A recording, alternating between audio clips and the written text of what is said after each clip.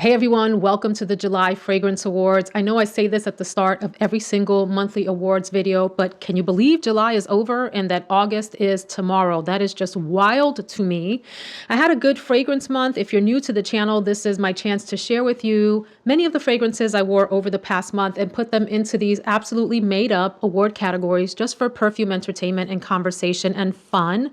And I had the nerve in the middle of July to go on vacation in one of the hottest places on the planet, Orlando, Florida. I'm a Disney fanatic. My son is a Universal Studios fanatic. And my gosh, those parks are so dang hot. We went to the new Epic Universe.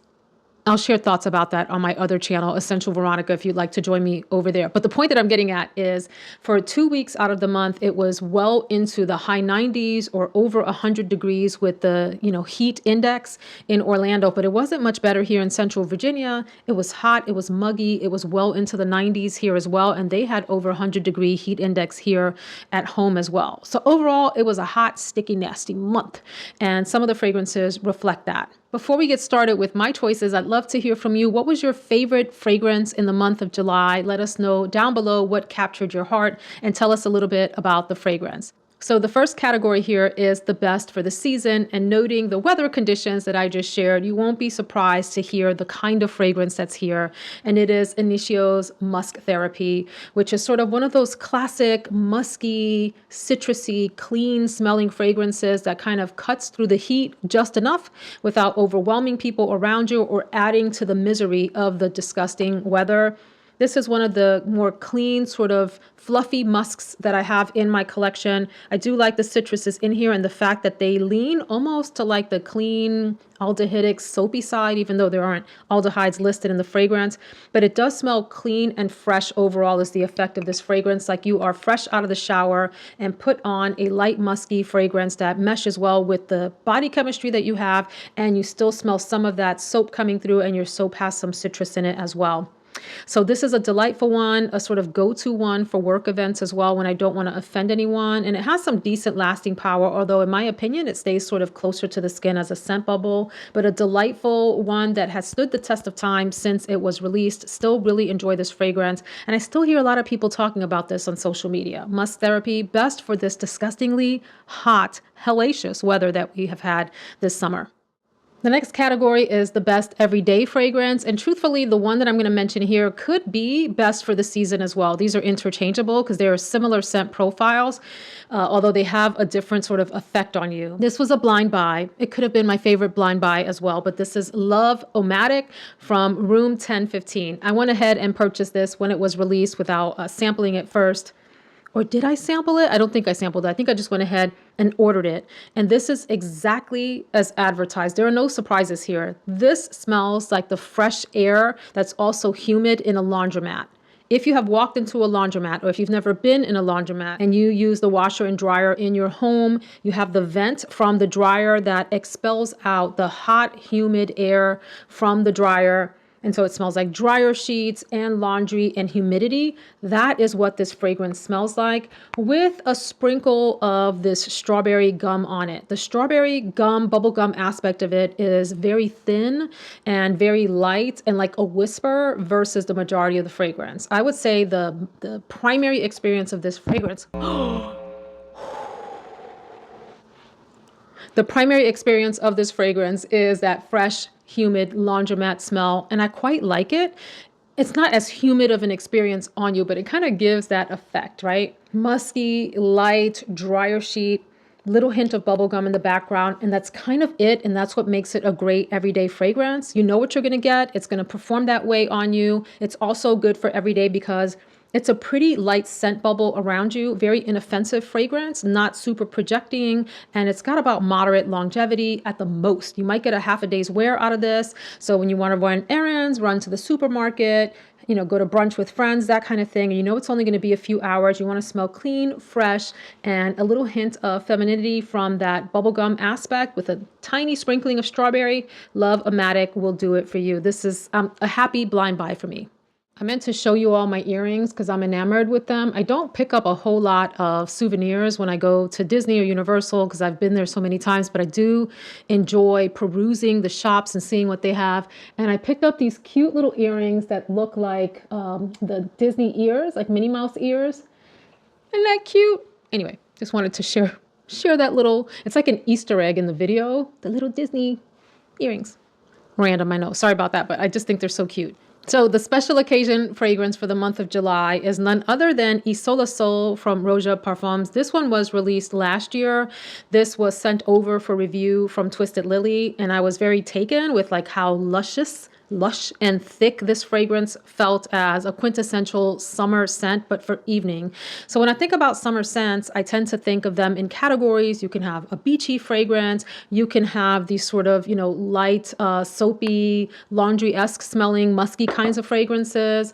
You can have yellow floral fragrances that smell like tropical gardens. And then there's also this category of fragrance that I call resort fragrances, lovingly and playfully, the kind of perfumes that you might wear out to a special dinner if you're on an island vacation adventure or something like that, and you're dressed to the nines going out to a special restaurant.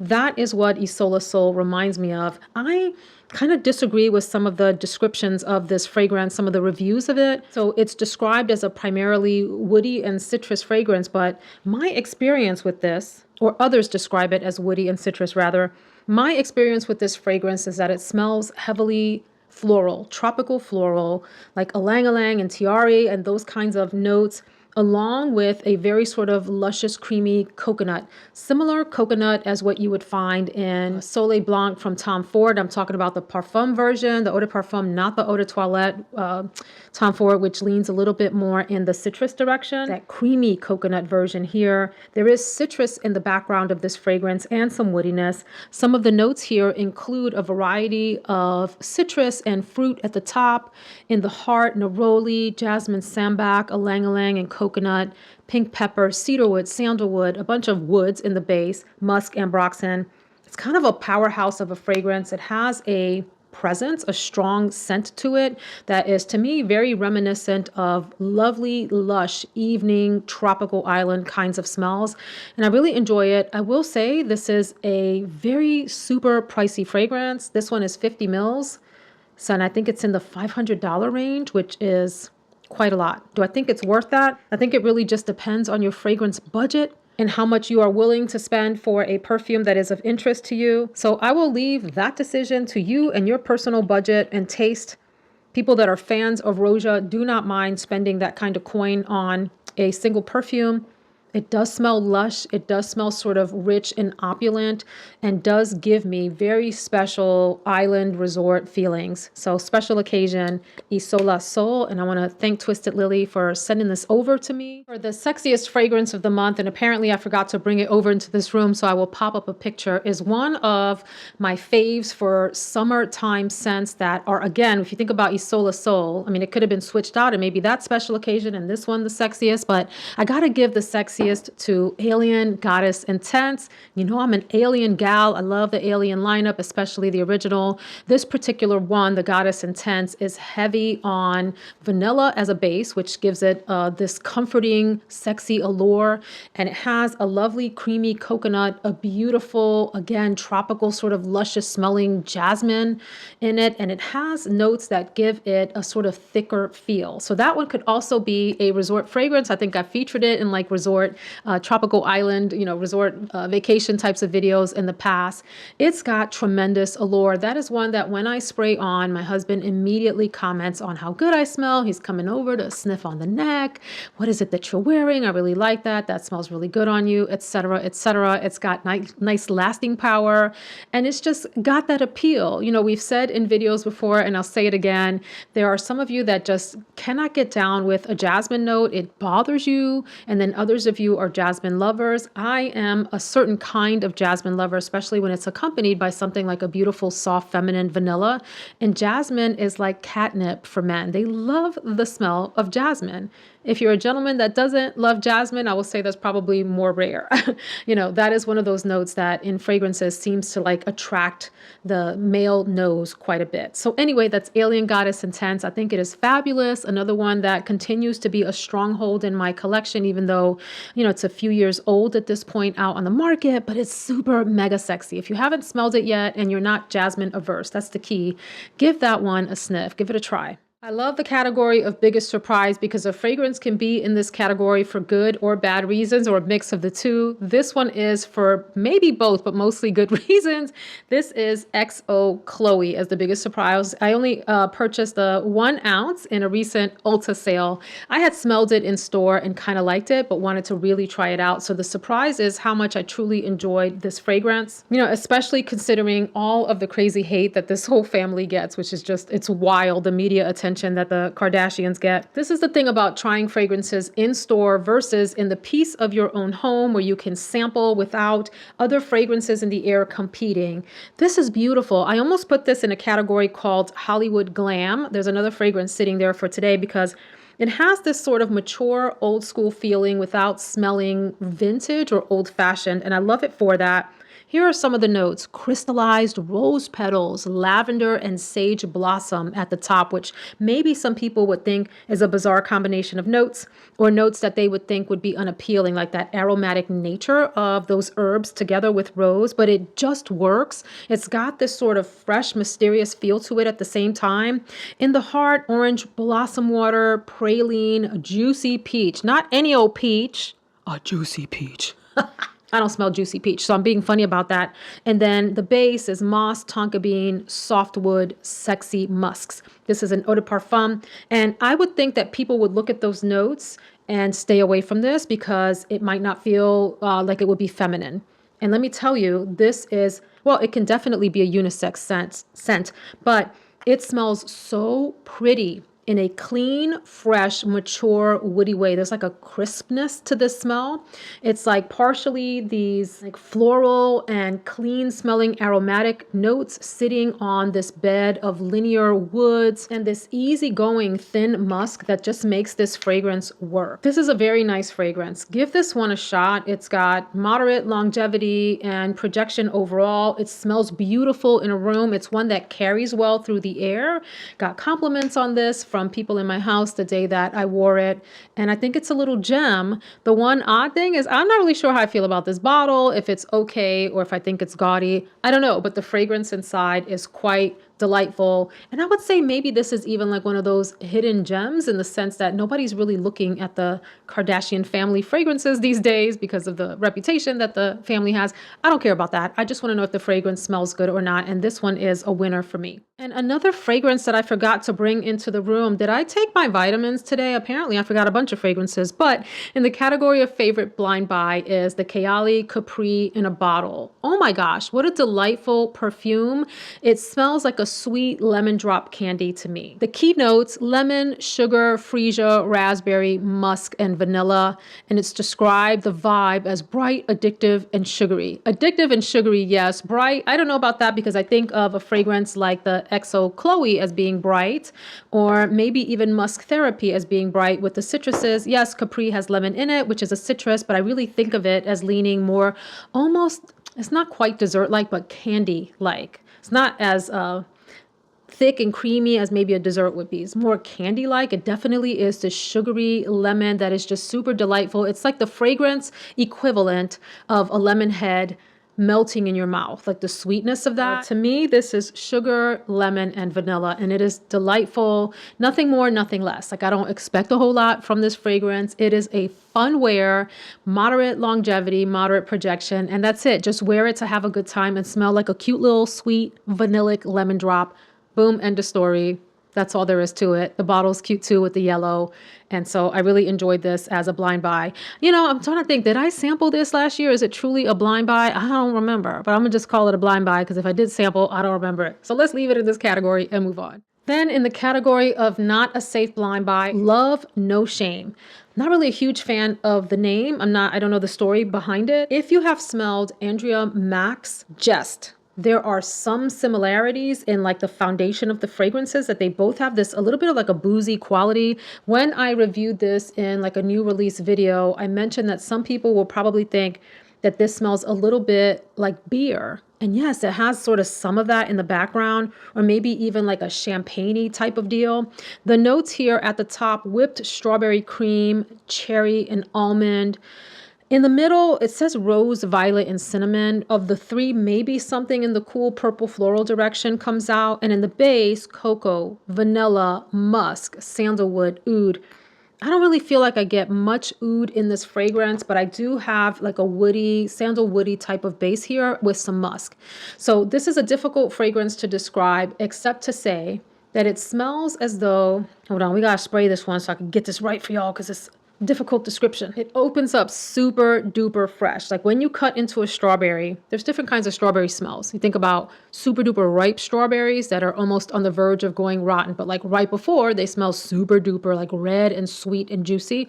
This isn't that. This is like when you first cut into a strawberry, like if you're putting fresh strawberries in a salad, for example, you cut it up and it has that fresh, almost like a watery smell from the inside. That with this kind of nutty, airy whipped cream, like whipped cream that has been pumped with air. Very, very super whipped. Lots of air sort of floating around that strawberry. There's like a sprinkling or a hint of some kind of cherry type of deal, like cherry air is flying around the fragrance as well. Then there's like this cool purple floral, vanillic, musky, sandalwoody base. I think it's an unusual scent. So for those of you that are looking for something very different than the norm, maybe give this one a sniff and see what you think. I think it's airy and it's light and it's bright and it's both cool and warm feeling at the same time, with the sort of purple florals juxtaposed against the vanilla, the musk, and there's a cocoa note in here.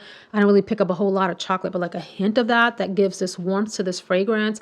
And it's pretty decently lasting and projecting as well. It smells really good in the air. This is one that you get a sense from, smelling like that, but in the air, it has this sort of fluffy, slightly fruity, musky, vanillic, woody base that is just delightful to the nose. So that's Love, No Shame. Then in the category of hidden gem, I don't really hear this fragrance talked about on social media, at least not what I watch.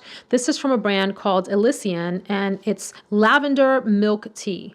I had sampled this before and I talked about it in one of the sampling videos, and I found it pleasant. So I took the rest of the sample with me to Orlando and wore it to bed one night after a long hot day at the park, took a shower, washed my hair, got all fresh for bed, and sprayed this on. The notes here that stand out to me: a beautiful, soft, very easygoing, not sharp, but more like a milky lavender. There's a creamy milk note, a little bit of tuberose, and tonka bean. That is what stands out to me. There are other notes, maybe ambrette, but this felt milky, soft, cozy lavender with some soft edges. Even felt a little vanillic, which is probably coming from the tonka bean note that can sometimes smell like vanilla as well. But easygoing, comforting smell that is great for bedtime, for cozying up and reading a book, for just want to be at the house, watching a movie in your cozy pajamas or something like that. Really delightful scent. You do have to enjoy lavender, and I'm not talking about like lavender sachet smell that you would put, in a drawer. To scent up the drawer. I'm talking about this almost like milky, maybe even kind of sort of creamy lavender that is soft and very girly to me. There was something really feminine about this fragrance and gentle. It was a very gentle, caressing fragrance that I thought was delightful. I don't feel like it lasted super long on me, but that was perfect for going to bed. So that's Lavender Milk Tea. Is that what I called it? Lavender Milk Tea is the name of it. In the category of worth hunting down is this gem that I found sampling. And I tried it and I thought, this is nice, put it aside. I came back to it a week later and I was like, oh my God, this is beautiful. I took this sample with me to Orlando and wore it in the same way that I wore Lavender Milk Tea in the evening as I was getting ready for bed. This is Liqueur d'Osmanthus. The brand, I believe, is pronounced DeGrhaal. And this fragrance reminds me almost exactly, not exactly, but almost exactly of Belle d'Opium from Yves Saint Laurent, which has been discontinued, and is this beautiful, comforting, like mom hug in a bottle. The notes here: candied lemon and Davana at the top, osmanthus and cognac in the middle, tonka bean, heliotrope, musk in the base. If I didn't know any of that, I would tell you that this had a very warm, comforting, cozy base to it. I would tell you it had vanilla in it.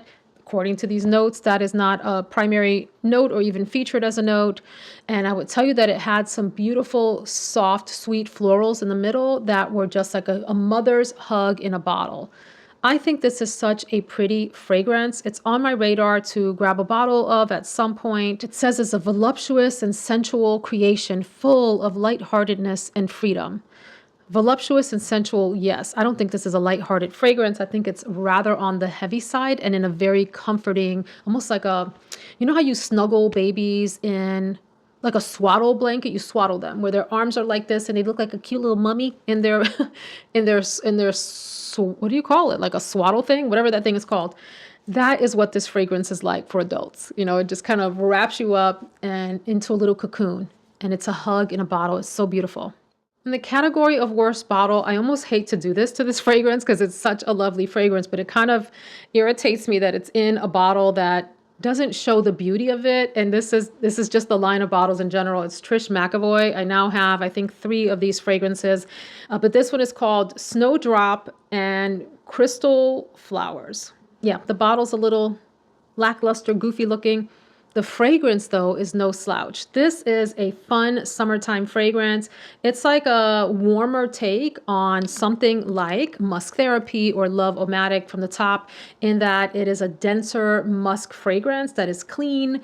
It's got a little bit of citrus in it. It's got beautiful white florals, but it's like a white floral musk with a little bit of citrus and a little bit of other florals. Freesia is a keynote. The snowdrop flower, pink peony. There's a lemonade note, but primarily I would say it's a floral musk with a hint of citrus, and it's pretty delightful. You feel clean, fresh, and feminine in this. It's much denser of a fragrance than something like a LOVE-O-MATIC, which stays a little lighter, brighter on the skin, and a little denser than Musk Therapy, which is also very thin and wispy. This one has a little bit of heft to it and is quite delightful, but I don't love these bottles. Anyway, I'll just leave it at that. In the clean and cozy category, which is a category that I've been obsessed with probably most of 2025, I just made up this category because I have an obsession with these kinds of fragrances, is Prada Candy.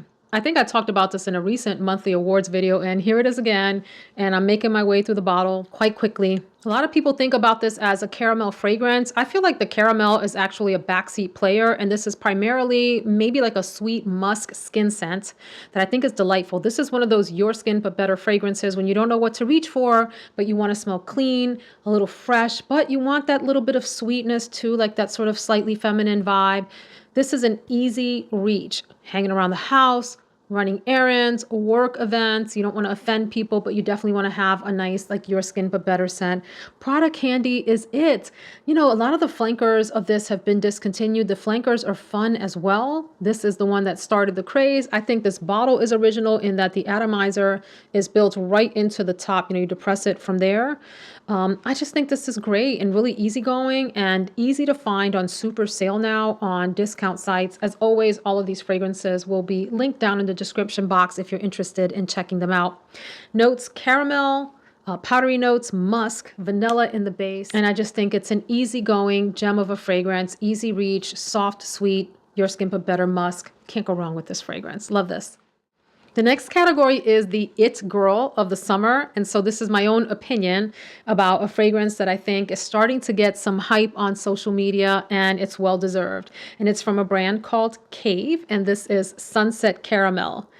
Interesting bottle. I mentioned when I talked about this in a different video that the bottle itself has this kind of tactile feel. It's cool feeling, and it's not a velvety bottle. It's probably some kind of ceramic, but there's this sort of almost soft rubberized feel to it. These caps that look like cast plastic or whatever, but they're supposed to look like, you know, some kind of granite ball or whatever, marble ball, I think are really cool. The plaques on them are cool.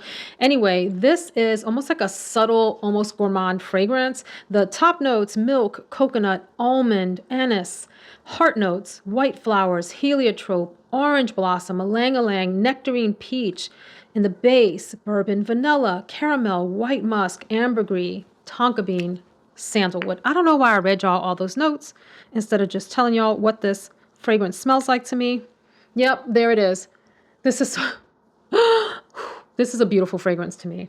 It is soft, It is sweet, not overly like bomb you dessert sweet, not that, but in the sweet direction. And it has this very subtle, almost speaking of caramel, I feel like this has more of a caramel smell than Prada candy does. Not thick and sticky and ooey gooey though. Like a hint of something in the desserty gourmand direction without being overtly in gourmand territory. A very delicate, soft, thin ribbon of something in the osmanthus peachy direction. Definitely vanilla in the base. Definitely musky, soft, milky like coconut type of deal. Nearly desserty, nearly without being there. And it's like a princess smell. I don't think I put this in my princess video. If I didn't, it probably should have been, because it gives me that sort of sweet, projecting off of your skin, slightly desserty, slightly peachy, fruity, osmanthusy kind of scent that is just amazing with this creaminess to it. It is the it girl for me. Then in Blast from the Past category, new category thanks to one of you, I went ahead and ordered a 1 ounce of this fragrance. I've been curious about this fragrance for forever. I've heard a lot of people talk about it. And since I've been into clean, fresh, musky smells in addition to the clean and cozy smells, I ordered a little 1 ounce of Noah from Cacharel. Look how cute this is. It's got that little pearl. I didn't look up the story of the pearl. Maybe I should. Anyway, I would describe this as mostly a very clean, soapy smell with some crisp florals. That's kind of it. It's a very uncomplicated fragrance when I wore it, and it didn't stay forever. This was like a half-day wear for me. Delightful, fresh, very fresh, clean, soapy smell. It opens a little bit sharp, but if you give it a chance to calm down, the florals become nice and round and crisp and clean all at the same time. Like they're kind of lush florals, but also crisp at the same time. This stays in the white floral direction. It's got like a very far background, slight sweetness to it, but is mostly clean and soapy. And I'm talking about like bar of soap smell, whereas LOVE-O-MATIC is laundromat kind of humid, drier sheet smell. Cacharel's Noah is a soapy smell. This is nice. If I go through this 1 ounce bottle, I may consider purchasing a full size, but that's my little blast from the past. In the category of Hollywood glam, mostly because the main note in this fragrance is often associated with starlets of the past and powder puffs in dressing rooms and that kind of thing, and lipsticky smells, I gotta go with Frederic Malle's Iris Poudre, which just means iris powder. And yes, this is a bit of a powdery fragrance, but primarily it's primarily an iris, a powdery iris. That is the main feature of this. There's a tiny hint of earthiness, like very slight earthiness and woodiness and muskiness. Powdery iris, musk, and woodiness. Those are the primary features of this. It has this very sort of elegant, refined sense to it. You know, you can see a gentleman in a crisp suit wearing something like this, as well as you could a woman in a very structured dress who wanted to come across proper but pretty. Iris Poudre is the sort of perfect choice for that. I wouldn't hesitate to wear this to work either. This is one of those inoffensive smells that I think would be pleasant in the air to other people. It doesn't have any sort of hints of sweetness or no cloying factors to it. It's crisp, it's clean, it's refined and elegant, but it also has this really like practical, down-to-earth nature at the same time. But it's that refined, elegant, classy nature of it that makes me want to put it in this Hollywood glam category. Very long lasting, a few sprays will take you through the day. No need to overspray this one. Rather pricey, but you can find this on discount sites like JOMASHOP and FragranceNet. Again, these will all be linked below for you. Iris Poudre. So then let's go into my low, medium, and high. And I never save enough time for these 3 categories, although I think in some ways they are sometimes the most important. The low is 2000 Raindrops. I talked about this one in a previous sampling video. It smells a lot like what fresh rain or fresh rainy day smells like. And the reason that it's in the low category is because it really doesn't last at all. I took this one to Orlando as well. In fairness, I don't expect a lot to last in that kind of crazy heat, especially when you're walking around those parks, right? Like you have to be fair and not expect the fragrance to like make it through all of that. But this one evaporated on me within an hour. I couldn't smell it at all anymore. And it's too bad because it's one of those lovely rain reminiscent smells. You know, smells a little bit like petrichor, slight bit of earthiness, or like the other smell I think of is when warm rain hits concrete. If you're a city dweller, the concrete warms up in the summertime and you have whatever, you know, minerals are dropping in the rain, mixing with whatever's in the concrete. And that smell is what this reminds me of, but it didn't last. So it's in the low category. In the medium category, one is Power Self from Initio. I did take 5 ml with me to Orlando. This is lovely. I want to test this some more. I did wear this to a park. It did last a little bit longer.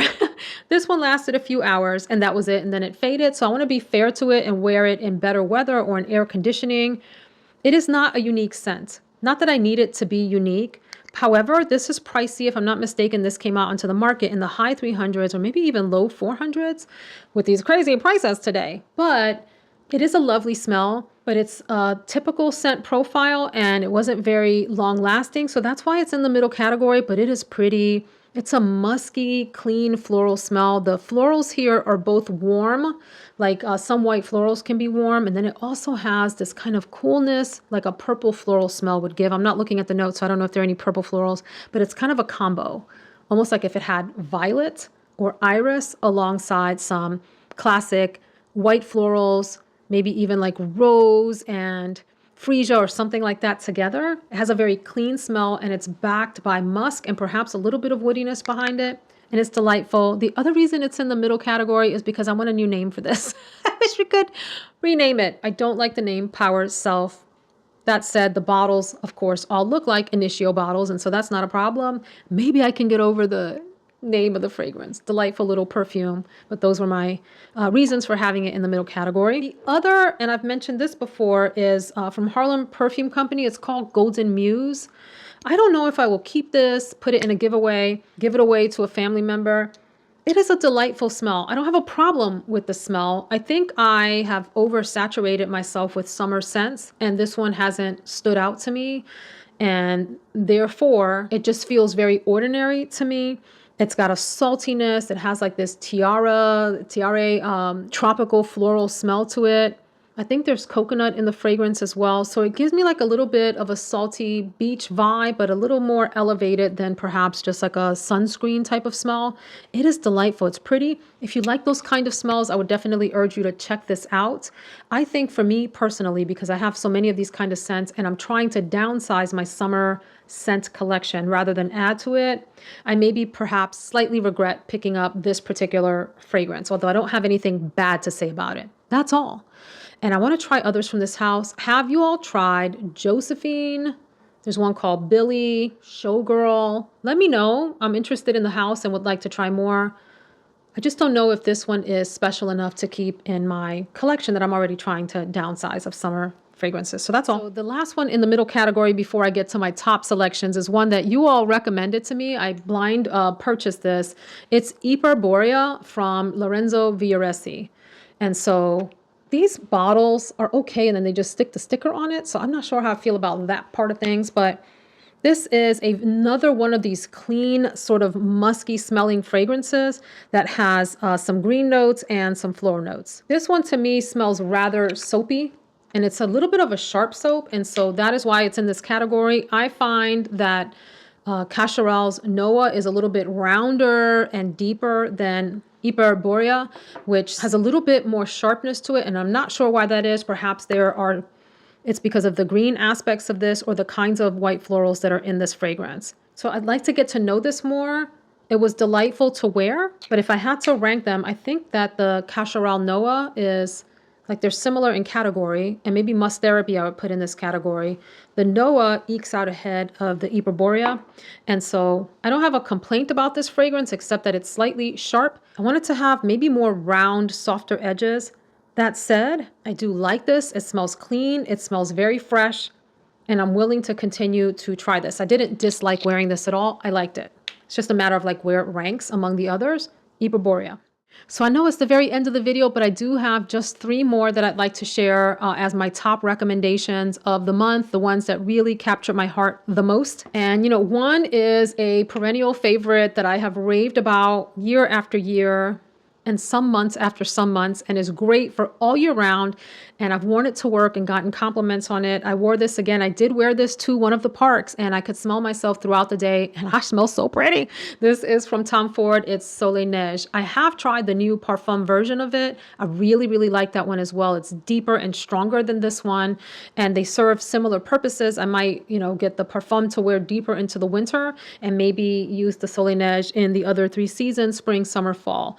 This is primarily a very soft citrus and floral and vanilla fragrance. Those are the main features: citrus, white florals, and vanilla. It's a familiar and delightful smell, but it's also bright and uplifting, and like all-purpose fragrance for all occasions. I wouldn't hesitate to wear this anywhere: running errands, special occasion, date night, family affair, wedding, for your wedding if you're a bride. Beautiful scent all around, quintessentially lovely, crowd pleasing, leaves a beautiful scent trail, and has a lovely presence. Soleil Neige.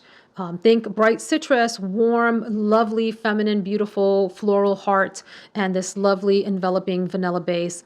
Fantastic fragrance. Soleil Neige, one of my top favorites in my entire collection. I tried this next fragrance and knew that I had to have a bottle of it. Ordered it right away. Could not wait for it to arrive. Have a new obsession with this. This is another sort of hug in a bottle, like chic mother's hug in a bottle. This is Summer Street by Brandt. Lovely. I don't know why it's called Summer Street. This for me is, could you wear it in the summer? Sure, I wore it this summer, but this is one I think is going to be amazing in cooler weather, winter weather into spring. It has some honey in the fragrance that for me isn't heavy or dense or thick or anything. It is just like the lightest, most beautiful, sweet honey note. I have to share some of the other notes. Apricot jam. Get out of here. I love that. Honeysuckle, jasmine, vanilla, benzoin, something woody. Primarily, it's sweet, floral, wraparound beauty that feels so feminine to me. It's got one of the most sort of elegant, yet playful and soft and hug in a bottle kinds of feelings that I have ever smelled. It's pretty dang divine. It opens interesting. Like for me, this opens like almost clean, aromatic, maybe even a little bit like breezy, marine-y, where you're like, what is it that I'm smelling? And that's very, very temporary. And then it immediately transitions into this super gorgeous, sweet, floral, nostalgic, wraparound, beautiful, intoxicating scent with some special sprinkle of magic that I can't even describe. I don't even know what notes are giving it that. I've had this obsession with notes that are like in the apricot direction, like osmanthus notes, very light peachy scents like what's in Kirky from Maison Francis Kurkdjian, etc. There's a ton of that in here with this really soft, gentle honey note that I think is freaking amazing. So this is like one of the biggest wins of the 2025 buying season for me. Summer Street. If you haven't tried this and you like a sweet floral, not cloying. This is not one of those sort of overwhelming, heavy florals like organza, for example. Like that one, it's a beautiful smell. Organza is too, but it's very heavy, like in your face. This one, oh, I don't even have words to describe how much I think this is like perfection in a bottle. Summer Street. And then I'm not going to look up the notes for this one because I went through a bottle of this and then had to order the big one. I had a 1.7 ounce and went through it, went back and got myself the large bottle of good old, the only one intense from Dolce & Gabbana. I think this is discontinued if I'm not mistaken. I don't know if it's still out on the Dolce & Gabbana website. I don't see it sold anywhere else now. So I had to get this on the gray market. I think I got it on JOMASHOP if I'm not mistaken for a steal. And this is my scent of the day. Stop playing with me. Stop playing with these old school beauties like this. Look, these fragrance houses can drop all of the hundreds of new fragrances, but the OGs like this one still capture my heart. This is a very thick base. I believe there's a good heaping dose of vanilla in the base of this one as well. a creamy coconut. It opens bright with a little bit of citrus and an apple note, if I remember correctly. And then it transitions into florals. I think the main note is jasmine, if I'm not mistaken, like a really lush jasmine note. I'll look it up in just a second. Perhaps there's tuberose or some other white florals, and a creamy coconut vanilla base, and I believe there's sandalwood in the base as well. Let me check those florals for you just to make sure. Oh, sorry about that. It's jasmine and orange blossom that are the primary florals in the fragrance. This is so pretty, so feminine. Another one that I typically joke around about and say that it's like a resort, tropical resort, you know, dress up real pretty in your floral dress and smell like a tropical garden when you have this on, that is sweet and feminine and beautiful, very sort of womanly scent, mature scent. And I like it for that. It has that playfulness in the opening from the citrus and the apple note. And I think something else that does that. Is it? Yeah, there's a neroli, citrus, and an apple note. Oh, with that beautiful thick base of vanilla with the lovely white florals. Just a gorgeous scent. And the coconut as well. This one does no wrong for me. I doused myself in it today and was reminded why I went through that first bottle. It's beautiful, tropical, resort femininity in a bottle. And I'm so glad I have the big one now. Right now, before editing this video, it is at 1 hour and 4 minutes. Let's see how much I can get this down in editing. And if you're still here, thank you so much. Can you put a palm tree down in the comments so I know that you stuck with me through the whole video? Thank you so much. Don't forget to tell us in the comments what your favorite fragrance from July was. I'll see you in the next video. Take care, friends.